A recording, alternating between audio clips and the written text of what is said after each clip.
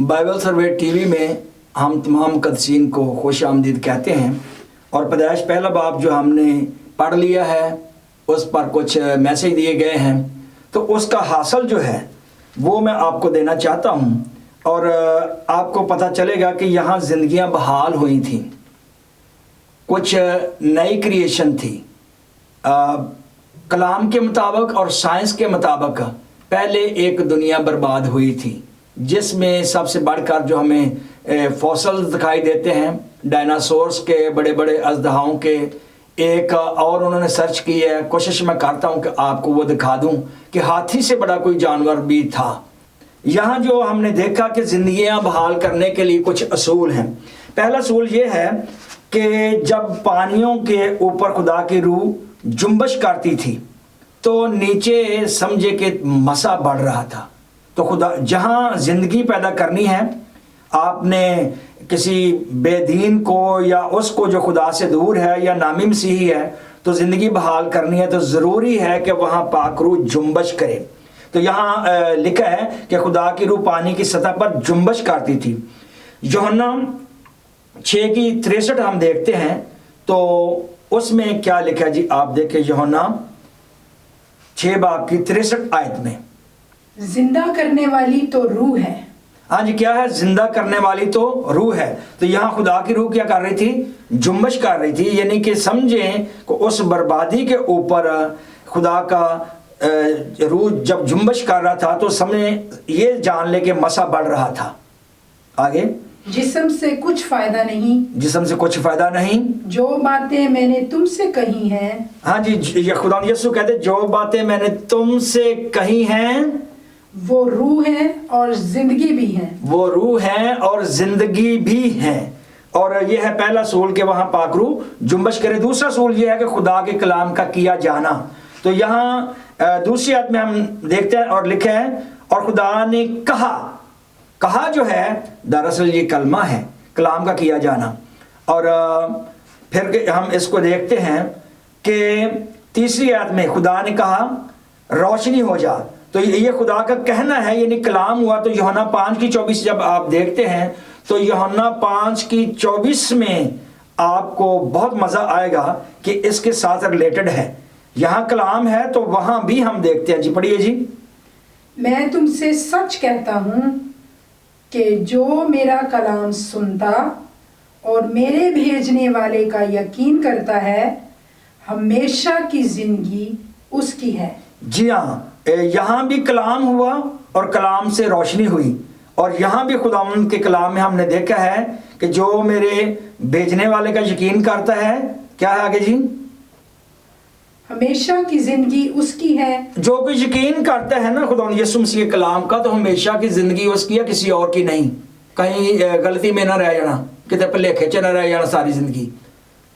पाक रूह का जुम्बश करना और कलाम का होना, यानी कलाम का सुनना, वहाँ कलाम भी हो। तीसरा सूल ये है वहाँ रोशनी हो। तो हमने ये जहाँ देखा कि जब कलाम हुआ है तो वहाँ रोशनी हुई है कि, और खुदा ने कहा, यानी कलाम किया, रोशनी हो जा, और रोशनी हो गई। तो तीसरा सूल ये है कि वहाँ रोशनी हो। पहला सूल पाक रूह का जुम्बश करना, दूसरा सूल वहाँ कलाम का किया जाना, तीसरा सूल कि कलाम के वसीले वहाँ रोशनी हो।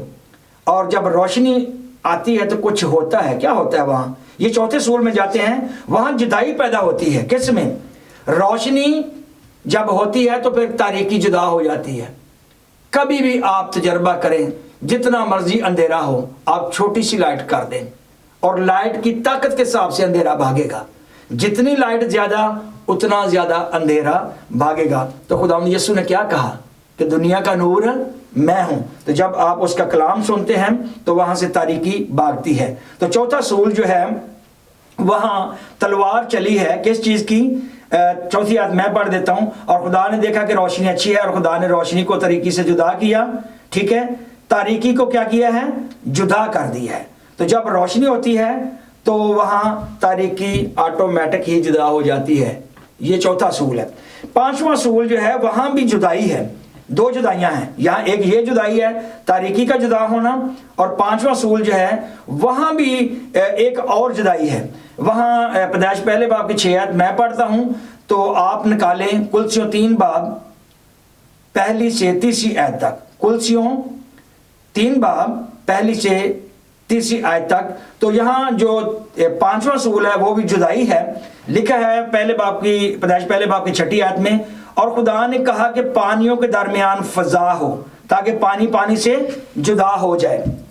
आप अपनी जिंदगी में याद रख लें, जब तक आपकी जिंदगी में 2 जुदाइयां, एक तो ये कि जब रोशनी आए तो तारीकी भागेगी, रोशनी का आना जरूर है, और रोशनी किस में है? खुदा के कलाम में।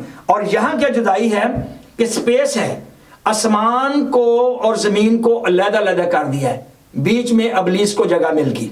वो मैंने पहले भी बताया है कि पहले जब आप पिछले पैगाम सुनेंगे तो वहाँ लिखा है कि पढ़ा भी है और कहा भी गया है, मैंने कहा, और वहाँ ये है कि हमें खून और गोश्त से कुश्ती नहीं करनी, बल्कि शरारत की उन रूहानी फौजों से जो आसमानी मुकामों में हैं। तो अबलीस आसमानी मुकामों में रहता है।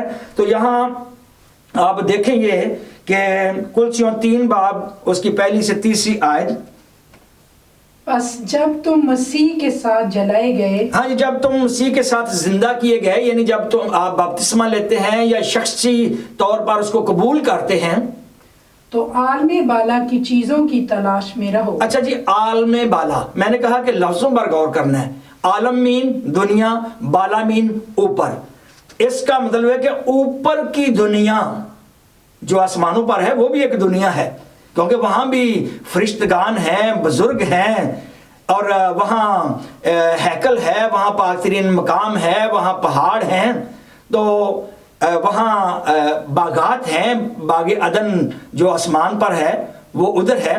तो यहाँ हमने देखा कि आलम बाला की चीज़ों के क्या किस में रहो? तलाश में रहो। तलाश, उसकी कोशिश में, जद्दोजहद में। घर में कोई चीज़ तलाश करते हैं तो तलाश करने के सबब से वो मिलती है। जी आगे बढ़ें।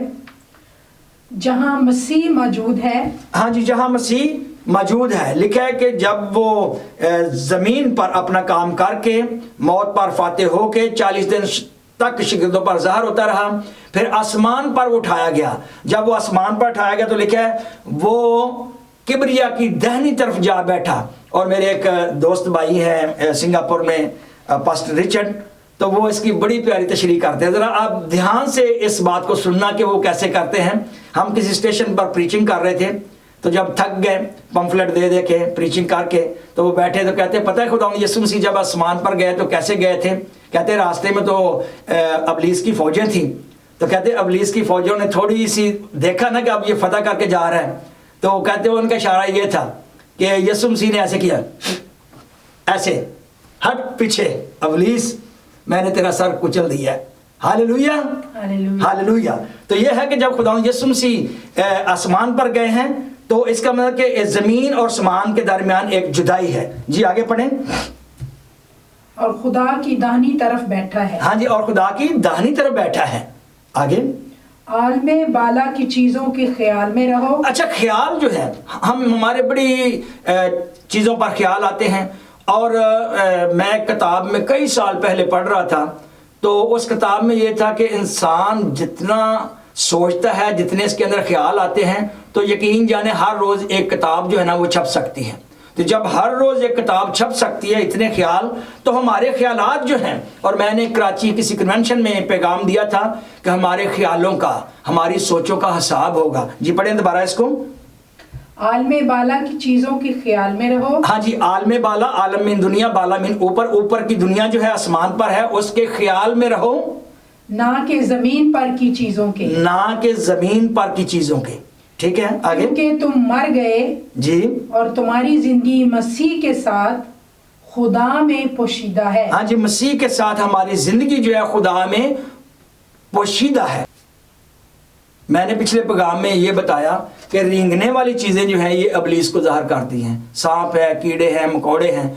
और मैंने जा कर देखा उन मंदिरों में, और उनके मंदिर भी वो बोलते थे, कुछ और लफ्ज़ भी बोलते, साउथ कोरिया में भी, मलेशिया में भी। तो वहाँ जो बुत परस्त कौमें हैं, वहाँ आपको छपकलियाँ नज़र आएंगी, कोबरा नज़र आएगा, और ऐसे बिच्छू नज़र आएगा, क्योंकि अबलीस का वहाँ काम है। तो जब हम रोमियों के ख़त में जाते तो वहाँ भी लिखा है कि इन्होंने जिंदा खुदा को इन कीड़ों मकोड़ों की शक्ल में बदल डाला है। तो रेंगने वाली चीज़ें जो हैं ये दुनियादारी को ज़ाहिर करती हैं, अबलीस को ज़ाहिर करती हैं। और अबलीस जो है, सांप जो है, कभी आप नेट में जाकर यूट्यूब में जाएं तो वहाँ लिखें कि स्नेक एट द काउ, कि सांप ने, पाइथन ने क्या किया है कि काऊ को खा लिया है। और मैंने इसको देखा, मैंने मलेशिया में कुछ तो कहते थे 25 किलो का सांप है, कुछ कह रहे थे कि 28 किलो का है। तो मैंने उसको मारा। तो वो क्या करते हैं, पाइथन की नेचर ये है कि एकदम सब कुछ मेरे अंदर आ जाए और कई कई महीने बैठ के मैं खाता रहूं। और मैंने देखा कि बड़ी बड़ी गाय जो हैं, बकरियां जो हैं और चीज़ें जो हैं, उनको खा के तो वो भागने के काबिल नहीं रहता, फिर वो कई कई महीने वहाँ बैठ के खाता रहता है। ये अबलीस की नेचर है। परिंदे जो हैं वो हर रोज़ जाते हैं, अपना खाना लेके आते हैं। तो हमारी नेचर जो है ऊपर की हो, ऊपर की सोच हो कि हमें ये फिक्र नहीं होना चाहिए कि बस आज ही सारा कुछ जो है वो इकट्ठा करके ले आए। खुदावंद यीशु मसीह ने भी कहा था कि कल की फिक्र नहीं करनी, आज के लिए आज का ही दुख काफ़ी है। तो यहाँ मैंने 5 असूल जो हैं वो आपको दे दिए हैं, मैं इसको दोहरा देता हूँ। पहला असूल है कि पाकरू जुम्बश करे, दूसरा ये कि वहाँ कलाम हो, तीसरा ये कि वहाँ रोशनी हो, ये जिंदगियाँ बहाल करने के लिए मैं बता रहा हूँ। और चौथा असूल कि वहाँ जुदाई हो, यानी तारीकी जुदा हो जाए। और 5वां असूल ये है कि आसमानी चीज़ों के हम मुश्ताक रहें, हमारी दुनिया से, दुनियादारी से जुदाई हो। और छठा असूल एक है, मैं फिर कभी वो बयान करूँगा। खुदावंद इस कलाम के वसीले हम सबको बड़ी बरकत दे। आमीन।